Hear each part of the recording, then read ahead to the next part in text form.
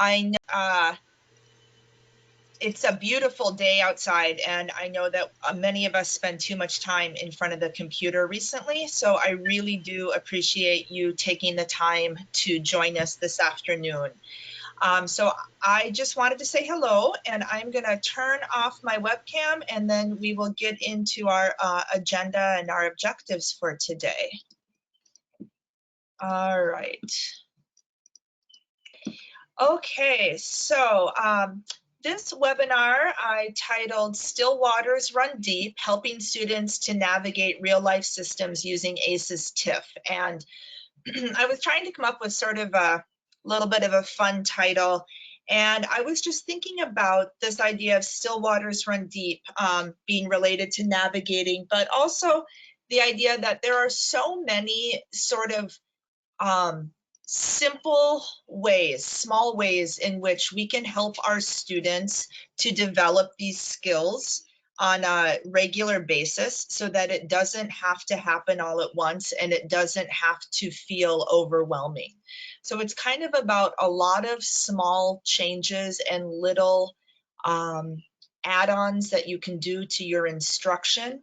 And when we take those together, hopefully we're going to help our students be better prepared to navigate the times that we are all living in. So my name is Stephanie Summers, as Patsy mentioned. I'm the ACES coordinator, and I work for Minneapolis Public Schools Adult Education. I also just want to go back for a second. Please see the note about the materials. There are a lot of materials for today's webinar, and you don't really need to have them all in front of you while we're talking this afternoon. But I just want to make you aware, a lot of these are actually sort of worksheets that you could use in your class now or in the future. So I just want you to know that these are things that you can download, adapt, and use. There's also a PDF copy of today's slides, sort of ready for you to print out if you wanted those. So just some different resources there available from the materials tab. Okay, so we'll go back. I am Stephanie Summers, and let's go through our objectives for today. So I'm hoping that by the time our webinar ends, you will be able to understand how to create learning materials from real life sources. I'm sure this is something that you already do, but that is one of our main objectives, thinking about different ways we can take some of the information that we're all receiving and how could we turn that into opportunities for our students to become a little bit more independent and better understand what's being shared with them. We're going to identify the benefits of creating materials that provide 2 layers of instruction, and I'll come back to this idea of there being 2 layers. We're going to explain how the example materials support the development of ACES TIFF skills. And especially for today, we're talking about the navigating systems category from the TIFF booklet. And then I will be sharing with you where you can locate some online resources to help you continue this work and build some of your own materials. Okay, throughout the webinar today, please feel free to unmute and share. There'll be lots of times when I ask people to share, maybe an example from their own classroom. And you can also use the chat box for that. So we're hoping to get a lot of participation this afternoon. Oops. All right. So to start out, I'd like to have you think a little bit about the digital environment. So in your everyday life, what tasks are routinely undertaken in a digital environment? So kind of going back to before COVID started even, what were some of the things that you routinely did in a digital environment? In the past week, what are 2 examples of websites you have visited to access information online? And then the third thing to think about is what things are you currently doing online that you weren't doing online before COVID-19? So for example, for me, I had never done that mobile banking feature where you can take a photo of a check and have it be deposited. I, of course, did a lot of bill paying online and manage my accounts online, but I never did that mobile deposit before. And I have started using that since since COVID. So I'm curious what other things people might have started doing in a digital environment that might be new for them. So the chat, this is great. So people use the public library. That might be an example of a website. Checking the weather and the news and Facebook. Someone says ISD 11, so looking for at the school district information. Staff meetings, yeah, that might be a new one for some of us. Online classes, a new class for COVID. It's not my first online class, this person said, but it was because of COVID that you had to develop this new one. That's great. Let's see, what else? We've got doing online check-ins with staff and maybe also with family. Heather said before she was doing emails, online banking, and paying bills, calendar, lots of time roll stuff. Patsy says she's been doing some Zoom chats with family. So Kelly says she's checking her banking status, holding Zoom classes, going to a neighborhood website. Yeah, like Nextdoor or my neighborhood Facebook group. Yep. Carolyn says she's been doing some Zoom happy hours and having game time with friends. Karen says she's been new to Zoom, so lots of references to Zoom here, using Google Classroom. Heather mentions she's doing all sorts of virtual meetings using Zoom, Schoology conferences. There's Skyping. We've got church connections, lots of great stuff here. Gosh, it's wonderful. Finding out about when and where to donate blood, hearing guest speakers. Gosh, I can't even keep up with all of this. It's fantastic. Heather mentioned using the website for the very important pizza delivery and getting takeout. Yep, I hear you on that one.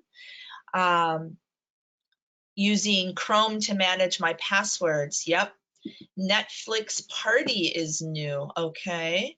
Using Zoom with family and staff. All right, great. So it looks like we all can kind of relate to this idea that maybe we are doing some new things now online that we hadn't been doing before. And I think we're probably all in different places as far as how much we interacted digitally before, much like our students. And I think we are all needing to do more things online, both because there are certain places we can't go or maybe don't want to go. That was sort of my impetus for trying the mobile deposit app through my bank. I just thought, if I don't have to go out and touch a ATM machine, then I'm not going to do that. And our students are also needing to navigate online in ways they've never had to before. And so when we talk about navigating systems today, I kind of want you to try to think about the whole digital landscape as a system that our learners are having to learn how to navigate right now, more than maybe ever before.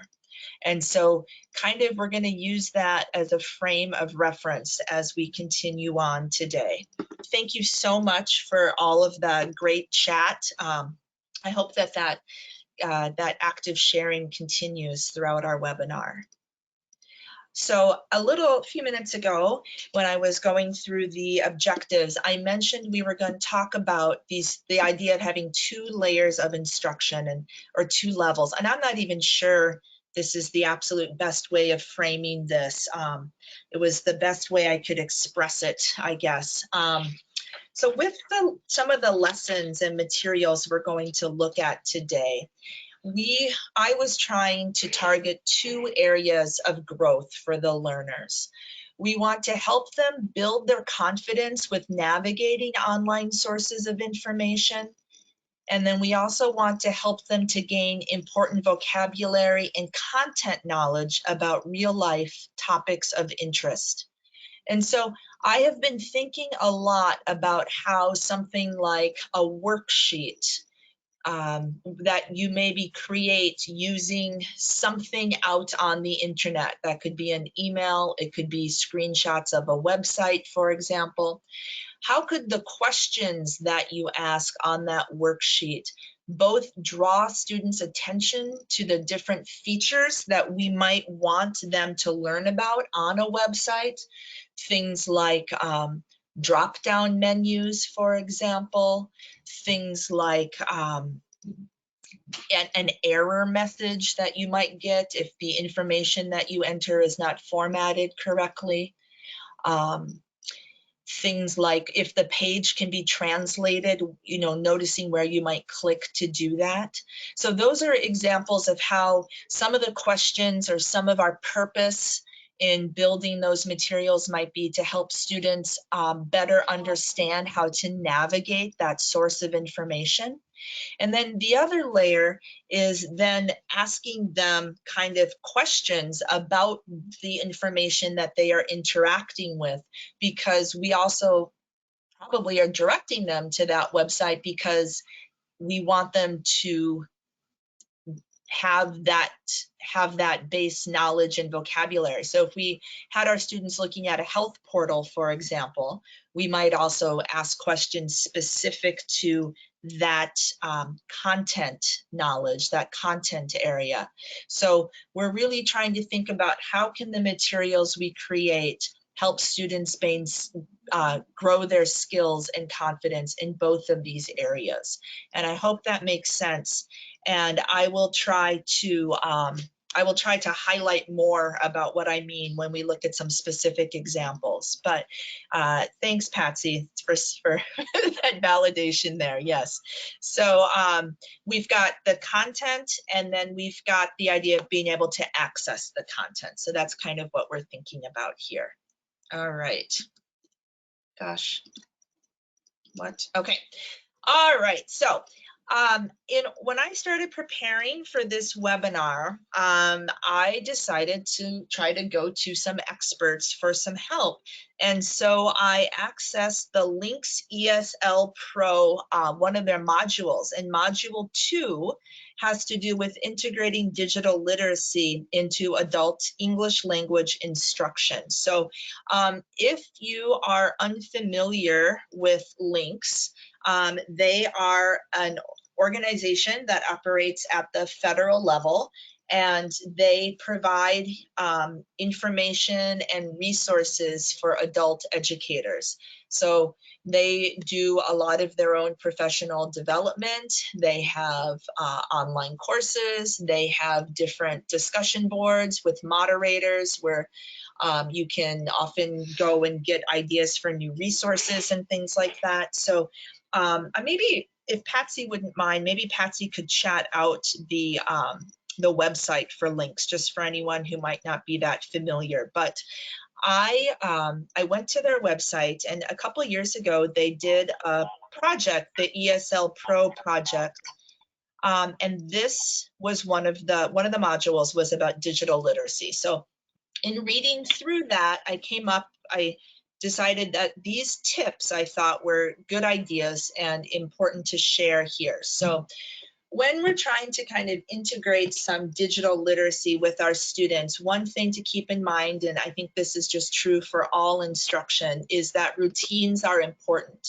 And so they suggest selecting one type of digital task and then doing a version of it with each lesson. So for example, we're going to look at creating some forms. And if that was something that you wanted to work on with your students, being able to understand and fill out online forms, then with each unit that you create, incorporate some practice with a digital form until your students really master that skill. Then they talk about gradually increasing the complexity of the task. So in the beginning, it might just be showing a form and talking with your students about it, maybe doing some notices and wonderings. But then as you go on, adding more rigor and increasing what you expect your students to be able to do with the form. So you might hear right now the recycling's being picked up outside of my house, so I apologize for that noise if you can hear it. And then the last tip was to include the same words, phrases, sentences, and questions that are used in the other materials for the lesson or unit. So if you were doing a health unit, for example, and you were pulling material from something like Step Forward or Ventures, and there were certain target vocabulary words or phrases that the book was suggesting, when you create your online form for practice, for example, you would want to include a lot of that same language so that it's being reinforced in the digital practice that you do. So I hope that kind of makes sense. And Patsy, thank you so much. Patsy just in the chat, she added the direct link to the ESL Pro project. I believe that some of our superstars from here in Minnesota were involved in that project. So you might see some familiar names and faces if you look through it. And Patsy noticed that while it's focused on ELLs, there's a lot of relevancy for native speakers, and all of the modules were created by and for adult educators. So thanks for adding that, Patsy. Okay, so the first sort of realm of how we can help our students build up these navigation skills is through using forms. And so another great thing that I found when I dug into this module from the Links ESL Pro project was they had a nice set of lessons around how to help a student get started with email. And so when you think about it, when I kind of think about it, you know, a big part of being able to communicate with our students right now is email. So if we want to use a form with students and share it using like Google, we need them to have an email address. I know if for teachers to be able to easily share materials, oftentimes that happens through email. And it can feel really difficult, especially virtually when we're not with our students, to think of how we might be able to help them create an email. And so I thought it was worth sharing these activities that were specifically created for beginning level students to help them learn how to create an email. And so these come from digitallearn.org, and I looked at some of these materials. There's some short videos that kind of start by explaining what is email, how do you sign up for it, and how does it work. So feel free to use these if you have some students who don't have email, and this might be a way of helping them get one set up so that they can be more involved in some of your classroom activities maybe. All right, so one idea is to use Google Forms so that you can help your students practice with the type of forms they might encounter, you know, in real life. But if they're using Google, then it's kind of a low risk way for students to start to learn how to complete the forms and how to interact with them.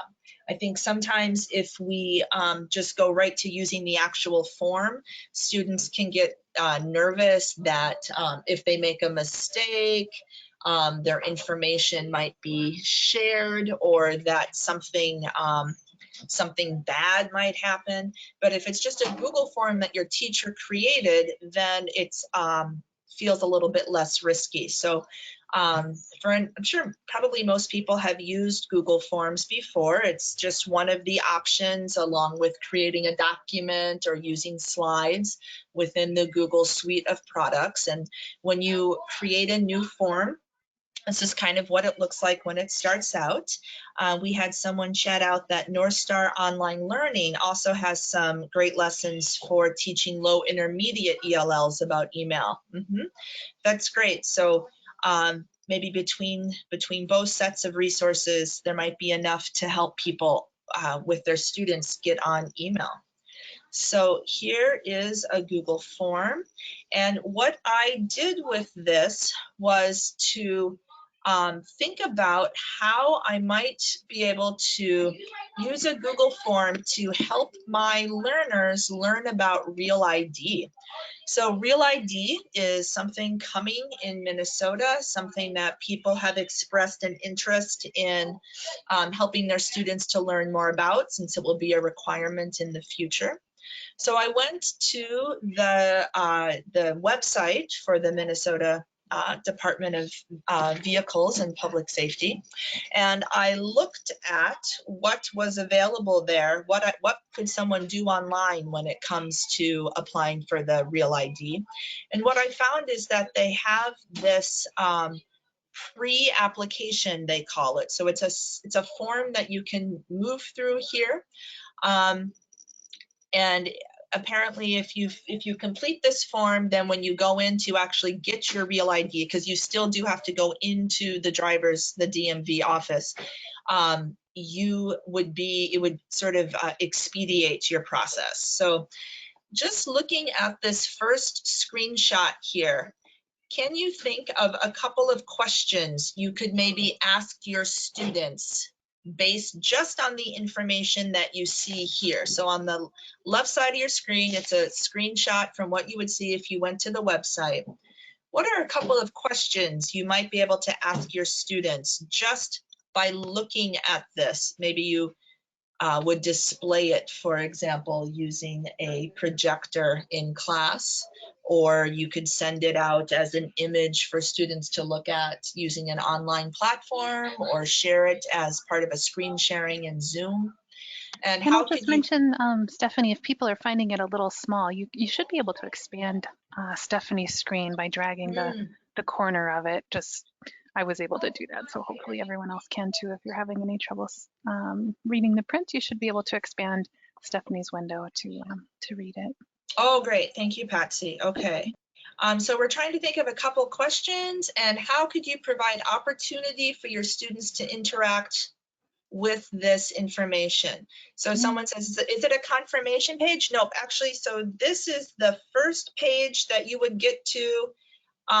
So just maybe asking students, what do you think this is? Okay, yes, right. So it is not a confirmation page, but it's the first page you would see in starting the pre-application. How long will it take? Great. If I can't finish it in 15 minutes, do I fail? Hey, that's a great question. Where do you click before next? Very good. Pre-teach checkboxes. Do we see a checkbox? Yes. So I think that's great. That vocabulary even, where there's the I understand that I will still need to come. Why is that little box there? Can I continue? I think that was what Heather's question was getting at. Can I click next if I don't click in the box? And kind of talking about that. Why is that there? Laura says, where is your local DMV located? What are their hours? So great, yes. Where could I click on this page to find out, maybe to answer those questions? Where would I go? Maybe pointing out that we could click on the home icon to maybe find out some of that information. Why does it kick me back all the time? Good, good, good, good. Looking at the URL, Heather mentions for a secure website. Excellent. Okay, so good. So just by this little screenshot here, this could be a way for you. Yes, exactly, Patsy.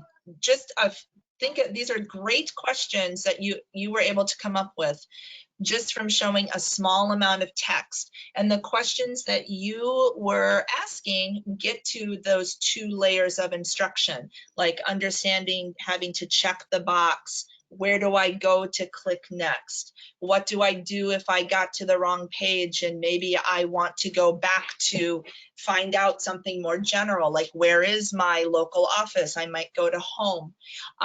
So yeah, thank you, Kelly. Rich material often unnoticed, right? So one thing I've been thinking a lot about is just how can we take the information that we're all presented with very often and help our students to really pay more attention to it so that they are keyed into what is important. And so thank you all for your wonderful questions. And then we're going to go to the next slide. And I hope that this makes sense. And I do hope you can see this. So on the left, the image is from, again, from that pre-application. It is a screenshot. And this is what I saw when I went online and started filling out the form. And then on the right is where I was creating my Google form. So the left again is from the website.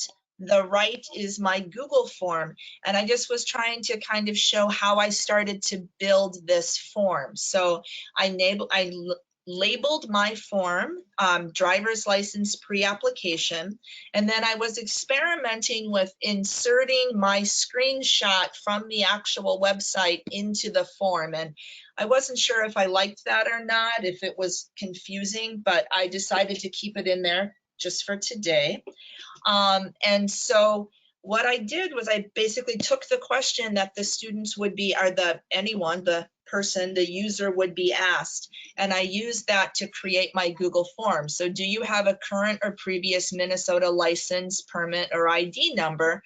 And the student would have to check yes or no. Another thing that I liked about this particular screenshot, and I kept it like this, is that yellow alert box there where it's telling us that you have to format your driver's license number in a particular way. So we could talk about that with our learners. What would happen if we didn't format it like that? Would we be allowed to continue? What does it mean that that is required? And then so the first question was, do you have a Minnesota license, permit, or ID? And then the second question that I created is, what is your Minnesota license, permit, or ID?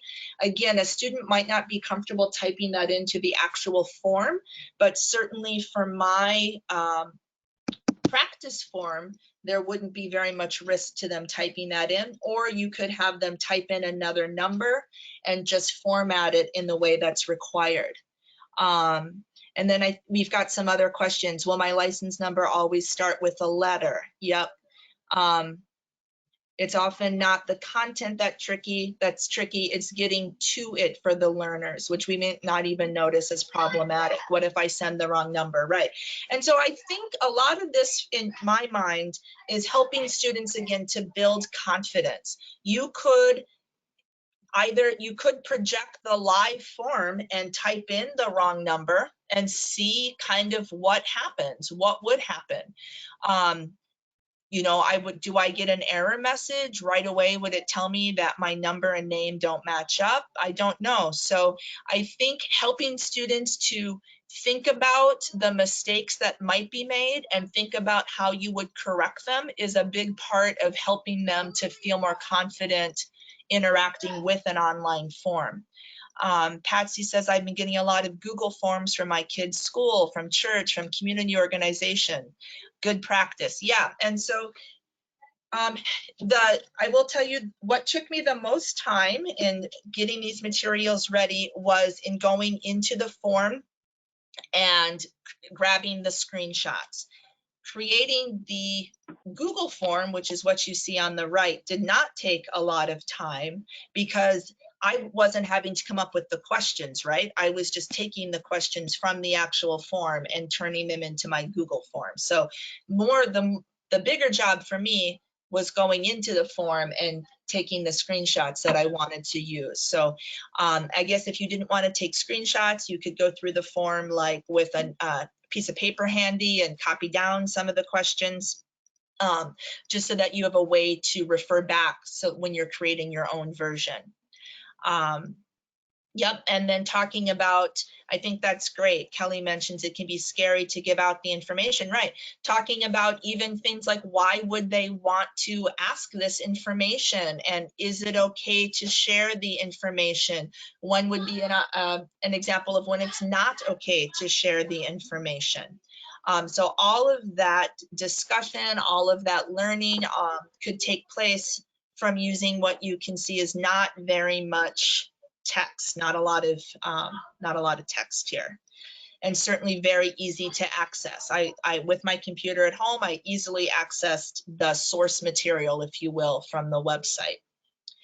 Okay, so just a little bit more here. So the next part of the form goes through asking questions about what type of license you have. Are you applying for a commercial license? One thing that I'll draw your attention to is the blue underneath the, are you applying for a commercial license? Yes or no? What is a commercial license? I thought that could be a great thing to highlight with students. What if I don't know if I have a commercial license? Is there some place I can click? Yes, that's a link, and if I click on that link, then I'll be able to get some information about what a commercial license is. That would open up a pop-up box. Then it's questions about what type of ID, what type of driving privileges. So again, I took from the actual form and continued creating my practice form. Are you applying for a commercial license? Yes or no? Then I again took the screenshot. What type of identification are you applying for? Do you want to change your residential address? And so I won't keep on with this, but just to show you that even without going through the entire pre-application process, you could create an opportunity for your students to do some critical thinking, understand more about what's involved in getting this type of license, and also give them digital literacy practice with the actual form. Okay. And so understanding that not everybody is maybe familiar with using Google Forms, I also provided for you from the materials tab some directions for creating Google Forms, again from that ESL Pro module. And so I should explain that in the module, they have users practicing with taking material from a book, like a textbook, and then choosing some of that material to put into a Google Form format. So that's why it's specifically talking about using this English Learner's Guide to Healthcare and then creating questions. So while the content that they're working with will likely be different from what you'd want to work with in creating your form, the actual directions for how to create a form should work for you. And again, if you are not that familiar with using Google to create forms, this would be a great place to start with some step-by-step directions for how to do that. Okay, and again, in the materials tab. And okay, so now we're going to come back to ACES TIFF specifically. And so I just showed you one example of an online form that had to do with the Real ID. You can probably think of other types of forms that you could create and use with your students. And I'd like you to use the chat box to think about what navigating system skills could a student practice by completing an online form, and how else could you use digital tools to develop these skills with your learners. And I would add, you know, if you've got another idea for a place you might go to get inspiration for creating a form, that would be also a great thing for you to chat out. And I added here just a quick screenshot of the 3 main skills in the navigating systems category of ACES TIF. So I will have people use the chat box to share some ideas.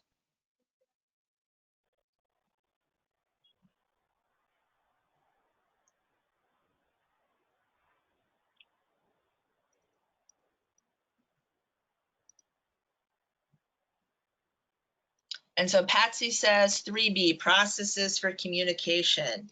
Yes, for sure. Carolyn says, I've been wanting to create a form to help my students navigate or experience our new Google Class site. Gosh, I bet that's something a lot of people have been thinking about, Carolyn. So thank you for that. We've got skill 1A and C, if they need to contact support. Yes, so where so to understand the different types of resources, and then is there a lot of websites, for example, have either a way for you to live chat with someone or a way for you to get some help when you're using the website. And so how would they maybe access some of those supports if they got stuck while filling out the form? Heather also says 1A. Another one that I thought about was to follow standard protocols and procedures. So skill 2A. And I was thinking about that in terms of like when you have to format information correctly, that sort of being a procedure, and how does that work? Laura says 1B. And yeah, the resources or contact person is constantly changing. That's true. So you might not be maintaining a relationship. Maybe it's more just about recognizing and developing the skills to be able to ask for help, or knowing where to look on a website to access help. And Nancy says 2D, using the form feedback on Google Meet class. Oh, that's great. Okay, yeah, so sort of like when you fill out an evaluation or you're providing feedback on how an individual session or class went, knowing how that would work, I think that's a great idea. So good. And then Kelly says skill 1B, recognize, develop, and maintain relationships. Yeah, this is great. Deciding which contact to bookmark and labeling them for personal ease of access. Oh my goodness, that is an excellent idea, and what a great skill to teach our learners. If there are particular organizations or websites that they are finding that they need to access a lot recently, how can we bookmark them and then label them? That's great. And then Laura also says just the how and why of forms, right? So again, kind of coming back to why would you take the time to pre-fill out that form before you go into the DMV in that case? Or I know sometimes my doctor's office will send out pre-visit forms that I'm asked to fill out and complete. Occasionally with interviews, you're asked to kind of fill something out before you go. And so talking about why are we asked to do that and how does it benefit us, I think that's great, a great thing to highlight. And telehealth appointments. Oh, great. Yes, yes, yes. And so right now, if you're not going into the doctor, which I'm guessing a lot of people would not be unless it were an emergency, being able to let someone know what your symptoms are so that you could maybe get a diagnosis using a telehealth feature. That's great. Okay, so thank you so much again for your wonderful chats. It always is so encouraging to have people participating, and it makes such a great, such a richer webinar experience. So we will go now on to, to the next section where we're going to look at, so we talked about creating forms, and now we're going to look at maybe creating worksheets. So Here I took, again, that driver's license pre-application, and this time, instead of creating a form that learners would print out or would practice with, I created a worksheet that you could use in class or maybe use as part of a virtual class experience. There are PDF versions of these worksheets available from the materials tab. So if you have trouble viewing them on your screen, downloading them and viewing them might work better.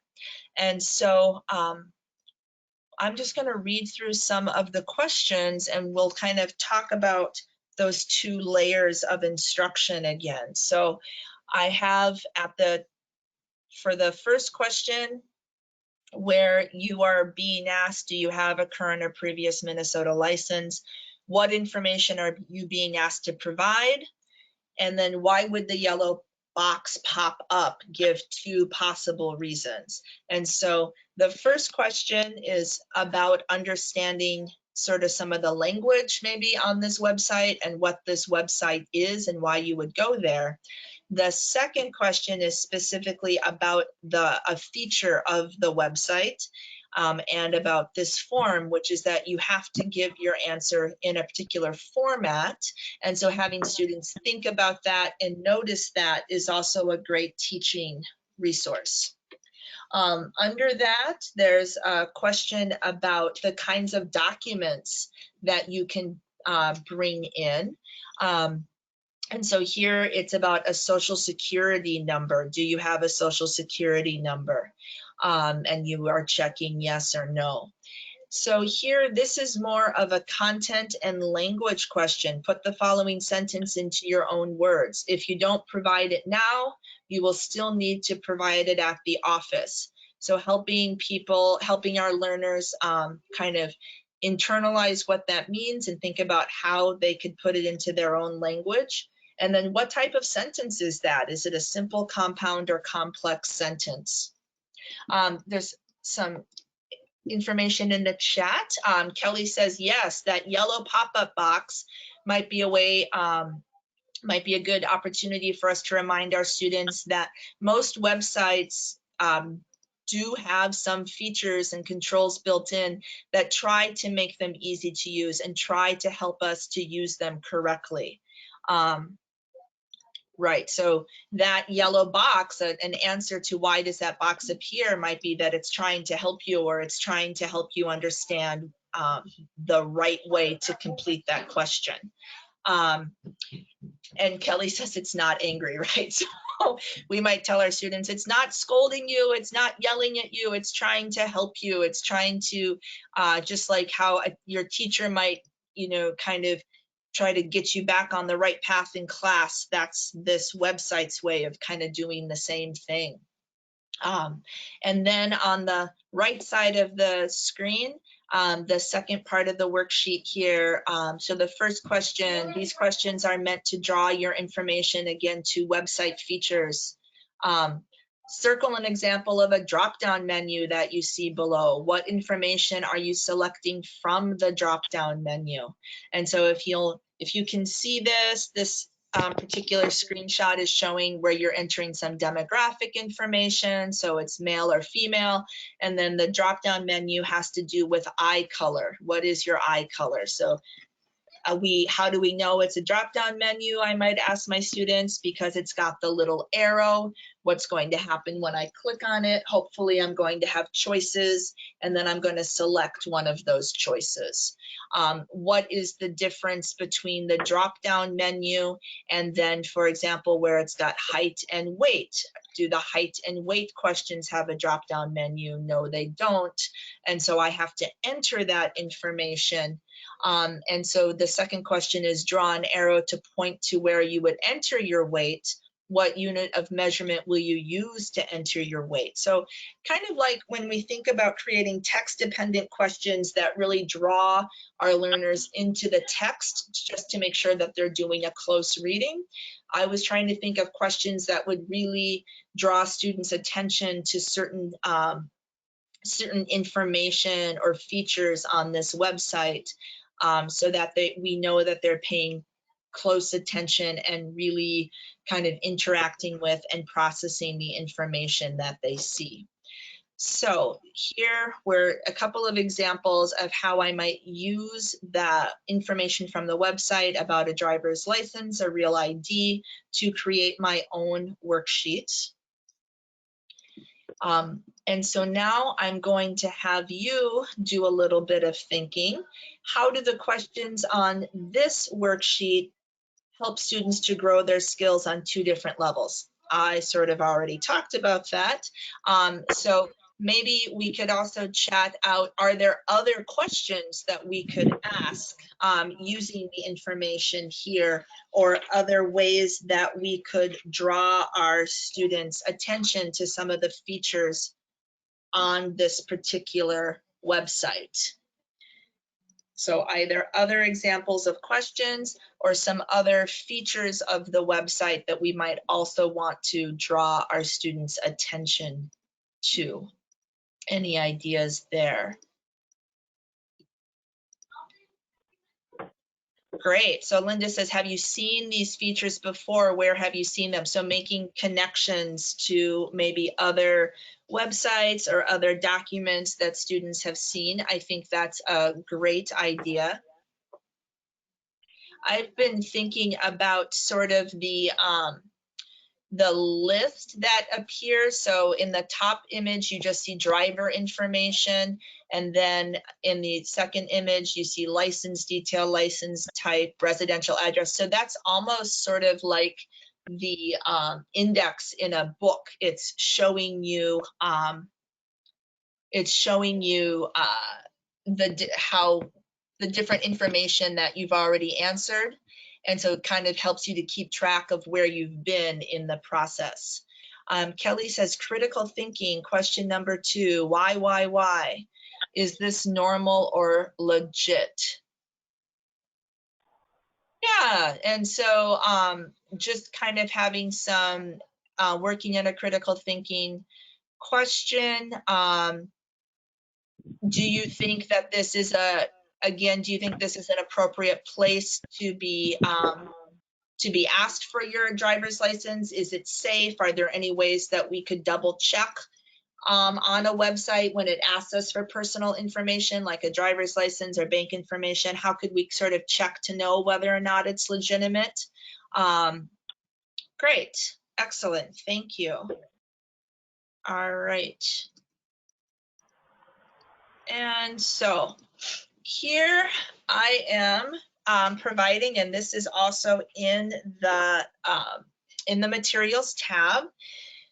Now I'm going to have you again come up with some more ideas, not IDs, sorry. So what you're seeing here is this is taken from the list of different documents that you need to provide to get a real ID. So you need some sort of document to show your proof of identity, some sort of document if you've changed your name so that you kind of can track the different reasons for the name change, your proof of social security number, and your proof of Minnesota residency. So you need to bring documents from each of these different categories. This full list, this PDF is in the materials tab. Because I didn't want to try to have you looking at too much on the screen here, I just grabbed some of the possible documents from list A. So these are all things that could prove your identity and date of birth. And so how could we maybe use some of this information as a classroom activity, as classroom materials, to help our students understand what they're being asked to provide, and maybe also understand how they would prepare, maybe help them think about what they would do if they brought a wrong document, or if the person helping them at the service center questioned the document that they brought.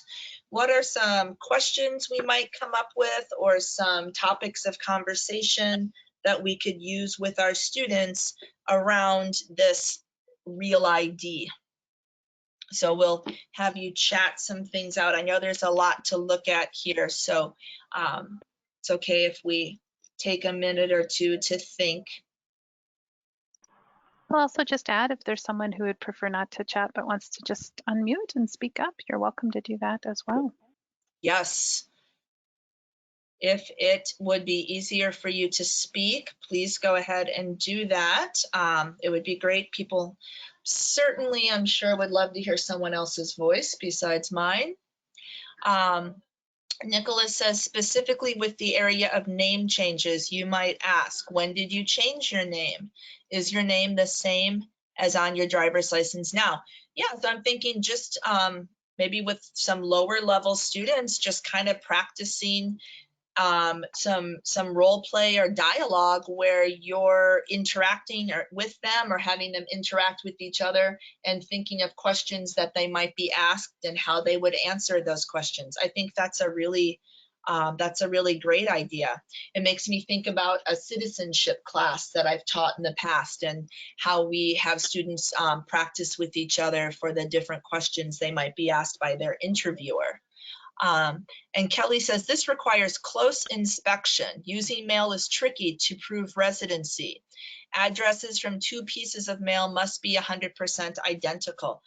Yeah, I mean, that's great. And I could see you providing students with that piece of information and maybe asking them to find in the document where you got that information from. So how do you know that that's true? That could be a great question. You know, cities are sometimes different on mail for the same person.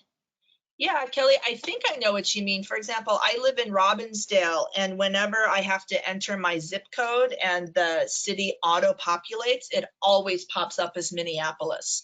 And so I'm always having to sort of correct that I actually live in Robbinsdale, not in Minneapolis. So yeah, helping to, if your students were at a level where they could understand this, kind of talking about what would you do? How would you explain that?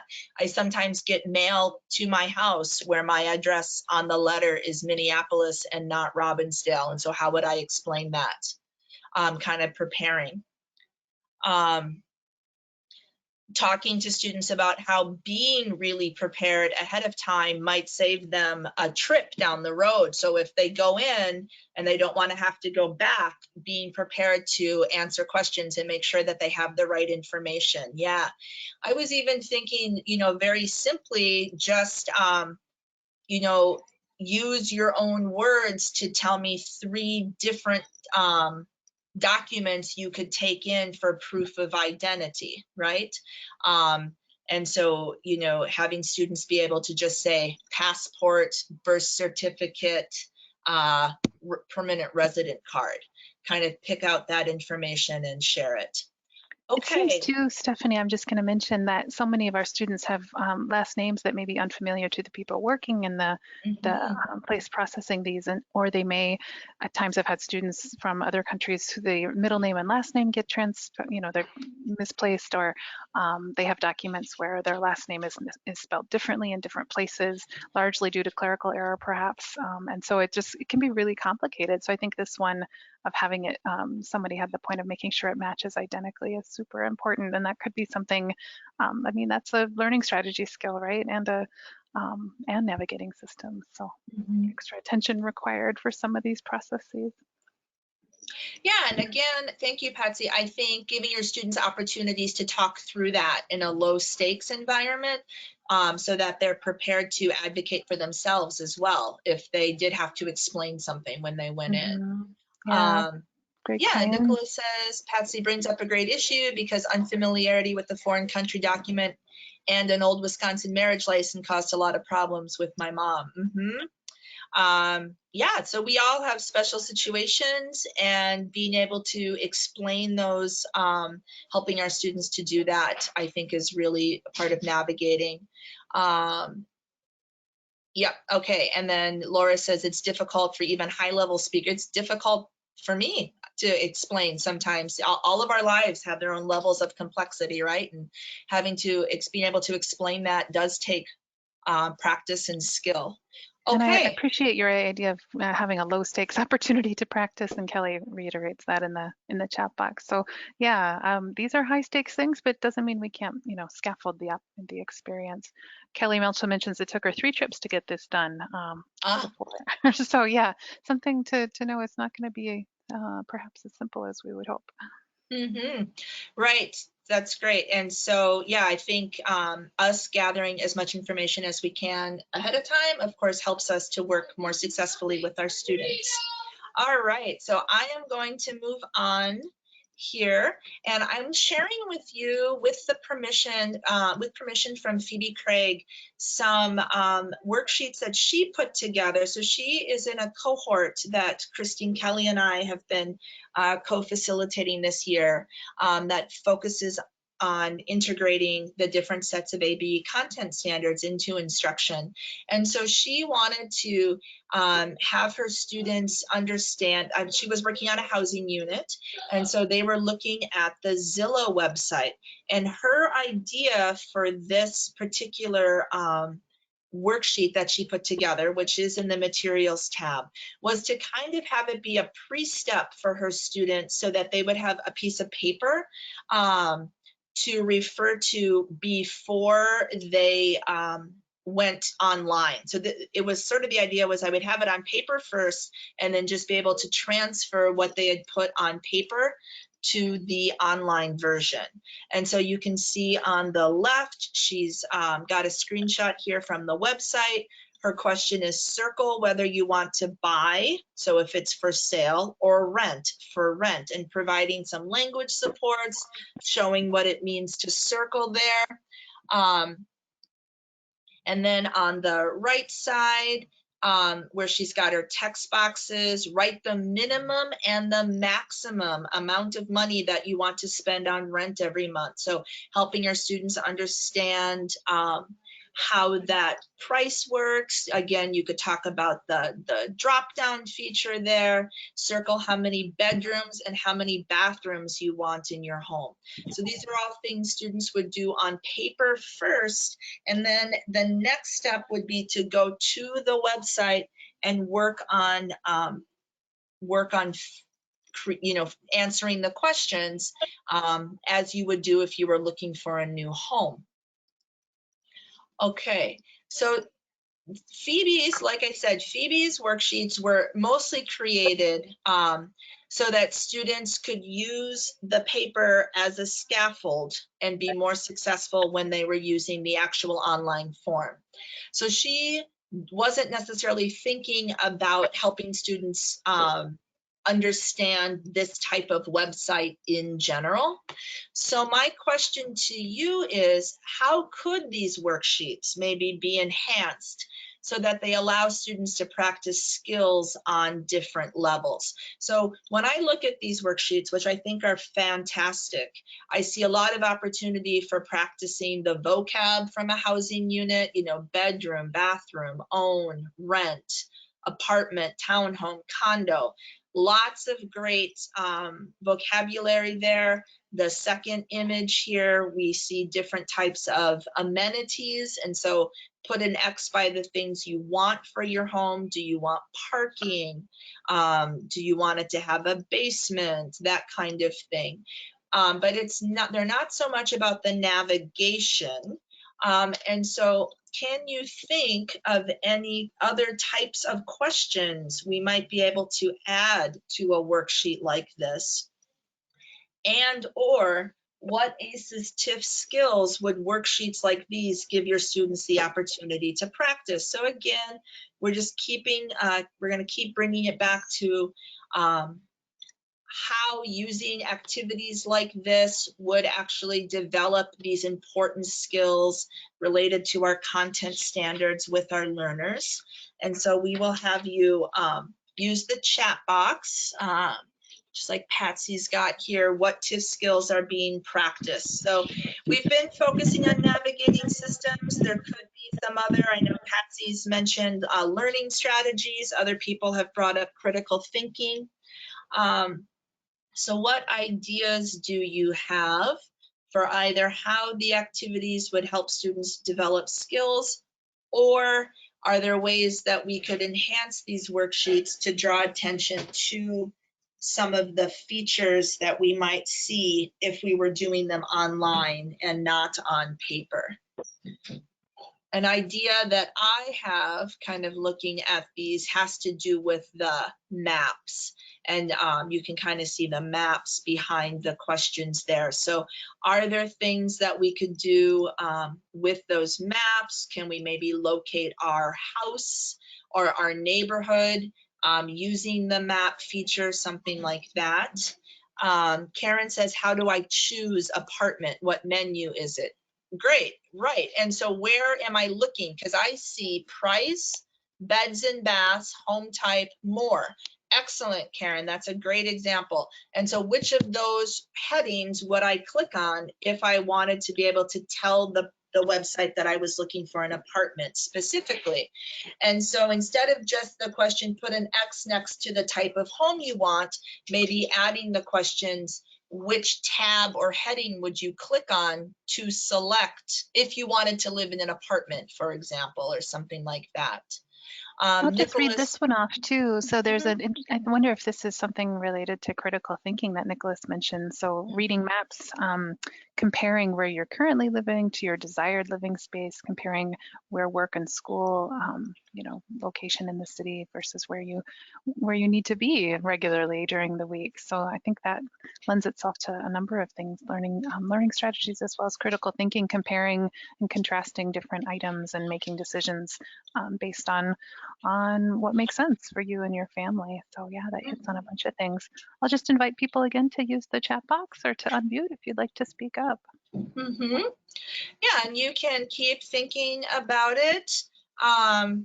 Well, you can, if you want to add more to the housing worksheet, or maybe you needed a chance to download it and look at it before you could add more, that's 100% fine. We will continue. We're going to look at a couple of other examples here, and these might possibly be a little bit familiar to you because they were part of a newsletter article that I wrote. I think it came out in March, about how we could use some real life materials to create, or real life sources of information to create learning materials. And again, both of these worksheets can be downloaded from your materials tab. They are also in the ACES resource library on the Atlas website. But just real quickly, neither of these took more than a couple of minutes to put together. The one on the left, you can see that was an email I received back on March 19th, and that came from my daughter's school, and it was talking about how you might be able to pick up your child's belongings. So this was right when schools closed. So I just took a screenshot of the email and then created a few questions to go with it. That is the example on the left. Again, that did not take very long, just a couple minutes. And in addition to the questions, you could do a lot with just looking at, for example, the features of the website, you know, who sent this website, when, or who sent this email, I'm sorry, when was it sent, and those kinds of things. And then on the right, I used a screenshot from the unemployment insurance website from Deed to create a little bit higher level worksheet about applying for unemployment benefits. And so there's some questions here as well. And so again, you are more than welcome to download these, tweak them, change up the questions, use them as inspiration for creating your own materials. And they are pretty easy to make and certainly relevant because we're using real life sources of information that our students also need to interact with.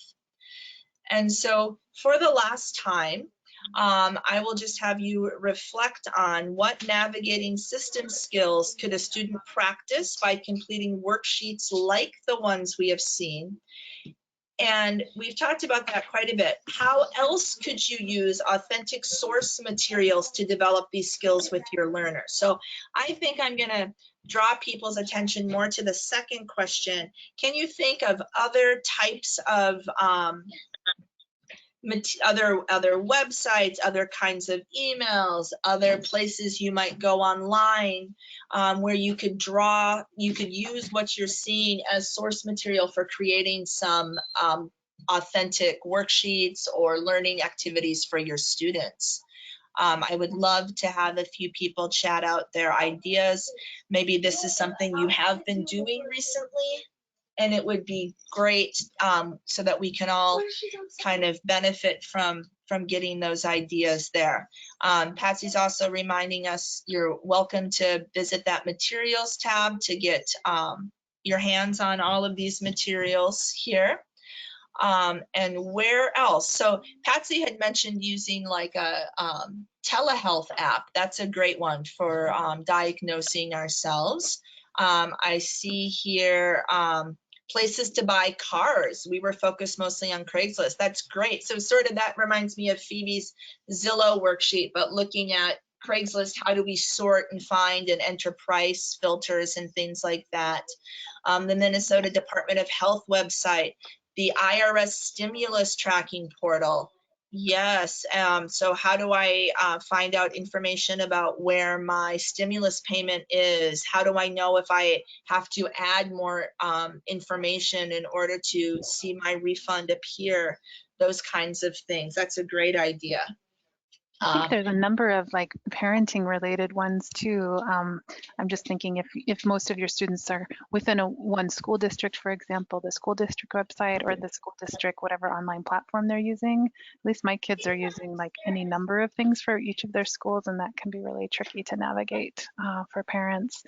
As well as my daughter just now is starting doing driver's education online, which doesn't seem like a great idea, but here we are, and so that's happening, and that took some navigating to figure out how to make that work as well. So any of those, I think, if you have students who have children of that age or have school age children, there could no doubt be some very relevant things. And I also, for example, get the St. Paul mayor the mayor's email every day, and that might be interesting if your students all live within one community to grab information from that website, or the email blast that the governor or the mayor of your area turns out every day. Yeah, speaking of that, Patsy, even maybe a snippet of a audio recording from one of Governor Walz's press conferences could be great material for if you wanted to do something more listening based rather than text based. Sorry about that slamming door there. We can't barely hear. It's all good. The joyful sounds of homeschooling are behind you. Yeah. We super appreciate Stephanie willing to do this even with school-age children at home. So thank you. Yes. So I'll just read a couple more things from the chat and then we will move on. So we have got Linda mentioned comparing different bank and credit union websites to compare different investment instruments. I think that's great. Also, maybe to build on that, I know my bank, every time I log in recently, there's information about what to do if you can't pay your mortgage, or if you need help with your bills or things like that. So what kind of protection do I have if I'm not getting a paycheck? All of that kind of information might be great for us to help our students access. Linda has another great idea, viewing company websites for job descriptions in preparation for resume writing. That's a great idea, helping our students learn how to tailor and use the language from that description to create our resume and cover letter. Oh, great. And Laura just has a nice comment about, and I agree too. Thank you all for sharing. It really does help so that it's not just me talking the whole time, because everyone's got such wonderful ideas. I love that one about looking at the stimulus, looking for our stimulus money. Who doesn't want to what could be more motivating than helping our students figure out where their money is, right? All right, so we're getting close to wrapping up here. And we're just going to talk for a minute about some other ideas and resources. So maybe you don't have time to put together a whole form. Maybe you don't necessarily have time to put together a worksheet. What are some things that you could do in class? Oh, and Elizabeth pointed out, yes, also talking about the scams around the stimulus. Yes, like you should not be having to provide your checking information to anyone other than the IRS, right? How can you help to prevent people being taken advantage of? That's a really good point. Thank you for that. Yeah, I've heard of some around the new Real ID as well, and you know, certainly around getting passports and visas that many of our students are trying to get to see families once travel is again a thing. So yeah, the scams, and that occurs to me, that's such an important navigating systems plus critical thinking that needs to happen. Mm-hmm. Yeah, so who can we trust? What can we do if we're not sure, to double check that something is legit, as people have chatted out today. Okay, so again, I have been thinking about how even when you maybe don't have time to put together you know, a worksheet or a presentation around some kind of materials, what could you do? And so I was calling this quick practice during a lesson. So maybe you are talking about health, common topic, great topic right now. And so you have a few minutes maybe at the beginning or end of your lesson, and you want to bring in some digital literacy. So if we just went to the Health Partners website, for example, and we just even showed the homepage, this is the homepage of the Health Partners website. What are a couple of questions that we could ask maybe in a low-level ELL class? If we just wanted to quickly show this and have our students pay attention to it, think about it a little bit, what might be a couple questions that we could ask for some sort of impromptu, doesn't require a lot of planning on our part during a lesson. So we're showing just the home page for Health Partners here. Or if you have different insurance, of course, it could be anyone. So one question I was thinking about is maybe asking a student, where would I click to sign in, and why would I need to sign in? Kelly says a question might be, am I in Health Partners? Can I access information if I am not a member? Am I allowed? Yeah. And so maybe, like, I hear people talk about Health Partners, or Health Partners just sent me an email, but I'm not really sure if that email was meant for me, or if I am if I have a connection to this particular insurance company, that might be great. So any other idea? So this again was from the home page. What I'm thinking is, even if I wasn't going to sign in, is there anything that I could do? Yes, maybe I could click on this blue hyperlink here just to get some general COVID-19 information. What is a hyperlink? How do I know it's a link? Those kinds of things. So that would be another couple of great questions. If I did decide to proceed and try to sign on, so if you did click on the blue sign in button, here are a couple of more, here's the next page that you would see. So this kind of gives you a little bit more to work with. What are some other questions that we might be able to ask? Yeah, does clicking the hyperlink mean I am joining? Am I committing to something? Am I going to be asked to pay money if I click on that link? Am I saying that I'm a member if I do that? Right.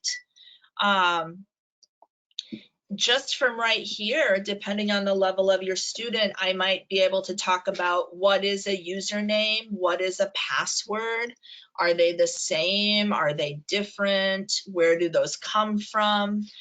Maybe having a talk about how can I manage my passwords and keep them organized. having students maybe point out where would I click if I forgot my username or password, what could I do? What if I have never tried to access information through Health Partners online and I don't have an account? Where would I click to do that? I think spending even less than 5 minutes showing some screens like this and kind of bringing it into a lesson you were already doing around health, for example, or if you were doing banking, looking at a banking website, would be really valuable and a great way to just be building those navigation skills and helping our students to feel more independent. All right. Couple of other things. So I attended a webinar recently on the public charge rule, and I learned where to go to get more information. So I'm calling this a mini lesson on the public charge rule.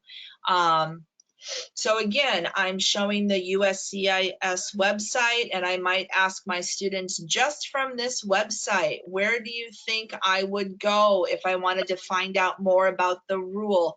Kind of directing them to the search bar here.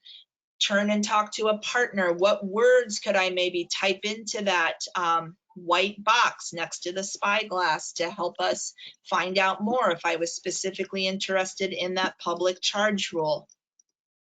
After I typed in public charge rule, what do we call this information that comes up, right?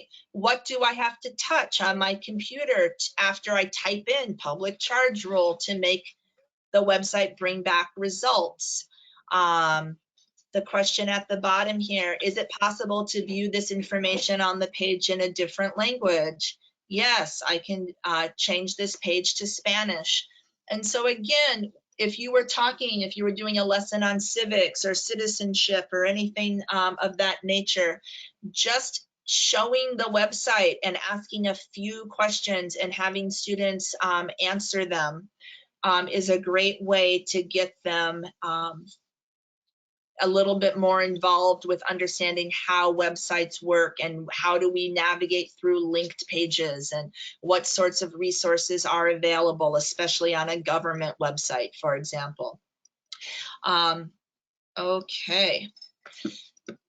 There was a huge FAQ section on this website. So talking about this, what does the Q stand for? Why do websites often include lists like this? What is the purpose? What's some of the information I could find out from this FAQ section? Those kinds of things. Sorry. All right.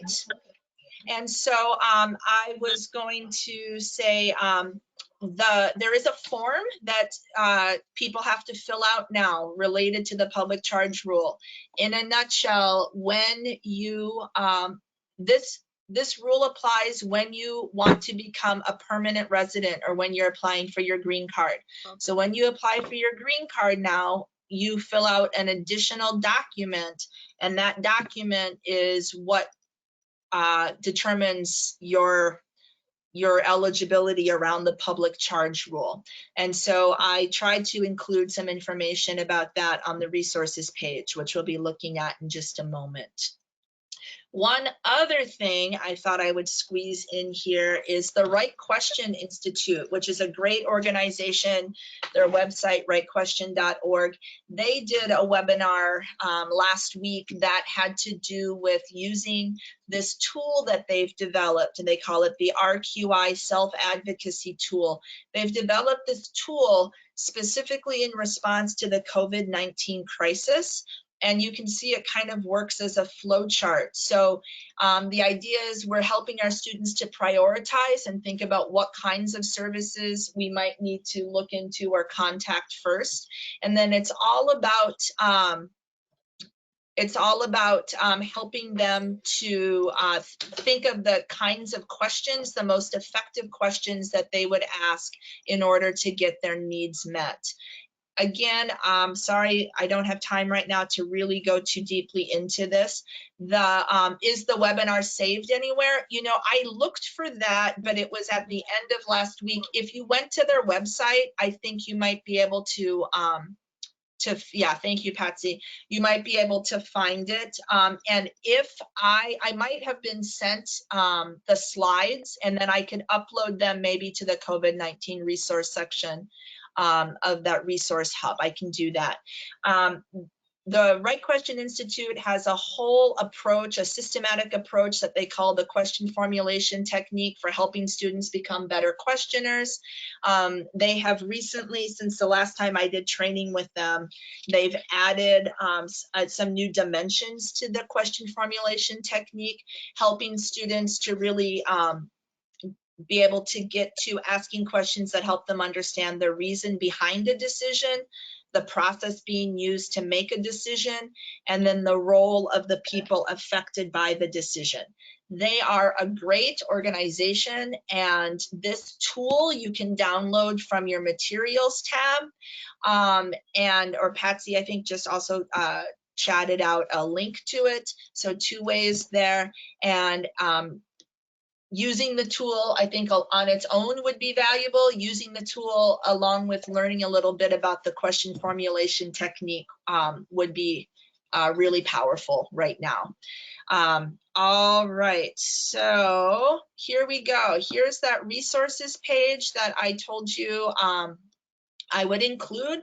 So I wanted to just make sure I linked back to the information about Real ID, information about public charge.